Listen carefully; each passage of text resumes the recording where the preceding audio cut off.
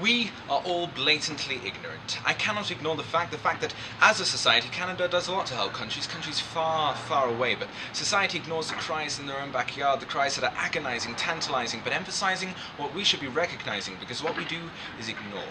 We shut our windows, we close our door, we pretend to not care, we think we abhor the world different from ours, a world we do not care for, and why must it be that way?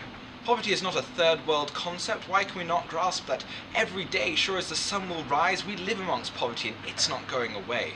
It is not our job to merely observe, for our society is something we must preserve. We look down on the faces of innocence, yet we cannot begin to comprehend or fully apprehend that poverty must feel like a dead end, the sweeping black hole that chooses to descend through bad circumstances, not necessarily the unstable with nothing to defend, and that's what people don't get. They don't get that poverty affects the weak and the strong. Situation and circumstance, that's all it takes. But society isn't a black hole. We can do what black holes cannot. We can show that there is hope, there is chance, that there is light at the end of the tunnel. We must be the friend who will not pretend but shall indeed mend, the friend who will defend and tend and show that life doesn't have to be a dead end. Each and every one of us is born for a reason to do great. So while you're late and getting irate, there's a family out there with no food on their plate, a small baby crying with a terrible fate. Just think about that.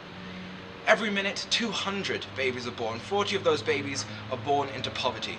Today, we are preoccupied by our media. Our media occupies our yesterday, our today, our tomorrow. Today, we like, we favorite, we tweet, we post, and then we even retweet. We care about the number of friends we have, how many followers we have, how many views we have. This is who we are.